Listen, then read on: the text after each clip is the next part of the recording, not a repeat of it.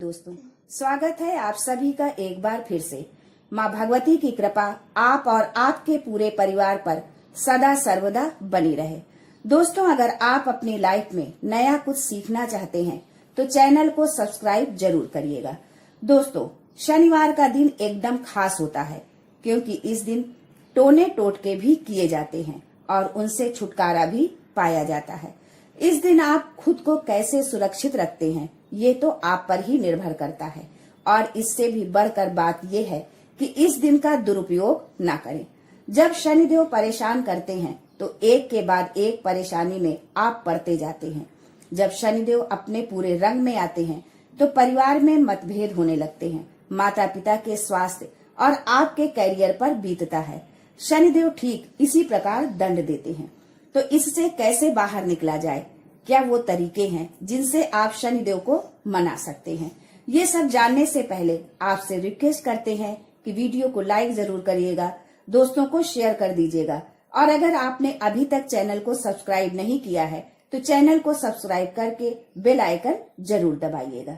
एक बात हमेशा याद रखें कि हर रोज आपको घर के मुख्य द्वार पर गंगा जल डालना ही है। यदि गंगा जल की व्यवस्था नहीं है तो तांबे या मिट्टी के पात्र में रात को ही जल भरकर रख दे और सुबह उठकर घर के मुख्य द्वार पर डाल दे। शनिवार के दिन क्या करें? वैसे तो आप हर दिन घर के मुख्य द्वार पर झाड़ू पोछा लगाते ही होंगे, परंतु शनिवार के दिन ये सब करने से पहले आपको गंगा जल छिड़कना है। उसके बाद ही कुछ और करना होगा। गंगा जल या पानी की छींटे डालने से क्या होगा? ऐसा करने से जो अतिरिक्त आत्माएं होती हैं वो तृप्त हो जाती हैं और आप पर कष्ट नहीं आते। ये प्रयोग अवश्य करें। एक बात का ध्यान और रखें कि जब आप किसी और से झाड़ू पोछा लगवाएं तो उस पानी में नमक या फिटकरी अवश्य डाल दें। ऐसा करने से आपके घर पर किसी का जादू टोना नहीं चलेगा। वैसे यदि आप शनिवार के दिन छोटी छोटी बातों का ध्यान रखते हैं तो कई मुश्किलों से खुद ही बाहर निकल आएंगे। शनिवार के दिन हनुमान जी की पूजा अवश्य करें। यदि आप कर्ज में फंसे हैं और जीवन में मुश्किलें बहुत ज्यादा है तो आप ये प्रयोग अवश्य करें। आपका कर्ज यदि बहुत बढ़ता जा रहा है तो शनिवार के दिन शाम को पान का एक बीड़ा लेकर हनुमान जी को अर्पित कर दे। याद रखें कि पान के पत्ते में आपको चूना और कत्था नहीं डलवाना है। वैसे तो दुकानदारों को पता होता है, लेकिन अगर वो नहीं बना पाता है तो इसे आप घर में बना लें। सरसों के तेल का सबसे खास प्रयोग तो यही है कि इस दिन एक पात्र में सरसों का तेल ले ले और उसमें अपनी छाया देखे और इस तेल में उड़द दाल के बड़े बनाकर किसी जानवर को खिला दे। अगर ये कुत्ते को खिला दे तो सबसे बढ़िया रहेगा। ऐसा करने से शनिदेव का प्रकोप कम होता है। पर यदि आप ऐसा नहीं कर पाते हैं तो जरा ध्यान दें कि हर परिवार में आखिरी रोटी कुत्ते की होती है और इस बात का विशेष महत्व होता है।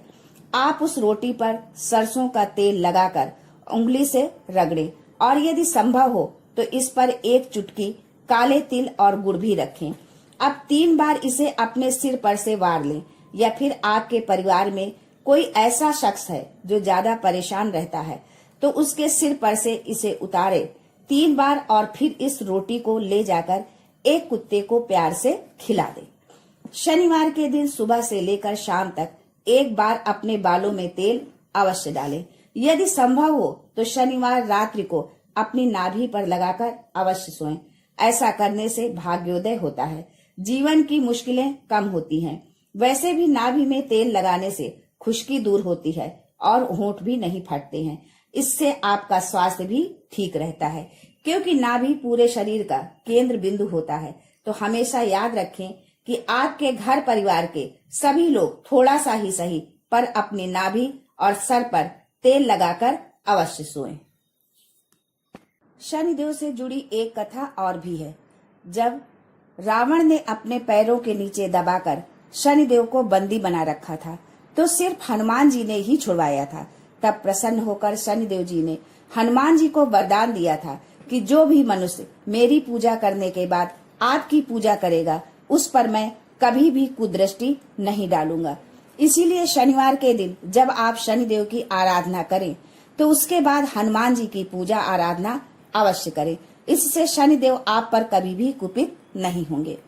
शनिदेव की पूजा कैसे करें?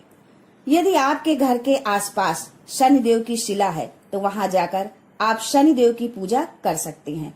ध्यान रहे कि शनिदेव की आंखों में नहीं देखा जाता है।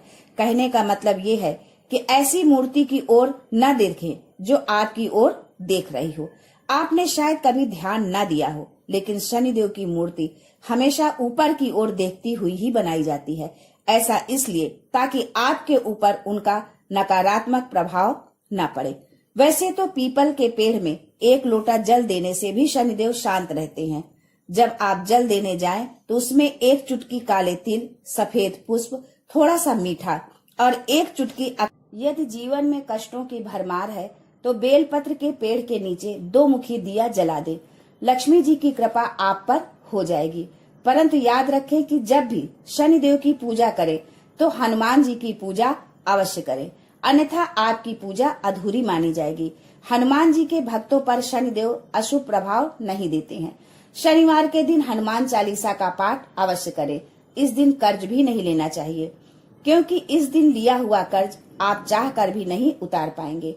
अगर पीपल का वृक्ष आपके घर के आसपास नहीं है तो ऐसी स्थिति में आप अपने घर के मुख्य द्वार के दाहिनी ओर एक दीपक जलाकर रख दे। मिट्टी का दीपक जलाना है, सरसों के तेल के साथ। इसमें कुछ भी नहीं डालना है। ध्यान रहे दीपक के नीचे आसन अवश्य देना है।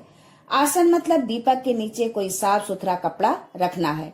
फूलों की पंखुड़ी भी आप रख सकते हैं। फिर इस दीपक का मुख दक्षिण दिशा की ओर कर दे। यह दीपक पितरों को समर्पित होता है। बाद में इस दीपक को मिट्टी में दबा दे या फिर किसी सुरक्षित स्थान पर भी रख सकते हैं। इस तरह आप शनिदेव की शरण में आ सकते हैं। अब एक और अनूठा और खास उपाय आपको बताती हूँ। अगर आपकी कहीं नौकरी नहीं लग रही है और रोजगार के कोई आसार नहीं है तो शुक्रवार की रात को आप ब्राउन चने भिगो दें और शनिवार के दिन उन चनों को सरसों के तेल में कढ़ाई में गरम कर लें। ध्यान रहे नमक और मसाले आदि नहीं डालने हैं। फिर इन चनों को किसी जानवर को प्यार से खिला दें। ऐसा करने से नौकरी और रोजगार की समस्या समाप्त हो जाएगी। आशा करती हूँ कि आज के वीडियो से आपको लाभ अवश्य मिलेगा। यदि आपको लाभ मिलता है तो कमेंट बॉक्स में लिखकर अवश्य बताएं, जिससे दूसरे लोग भी इसका फायदा उठा सके। आज के लिए बस इतना ही। दोस्तों, मिलते हैं अगले वीडियो में। तब तक के लिए goodbye and thanks for watching my video.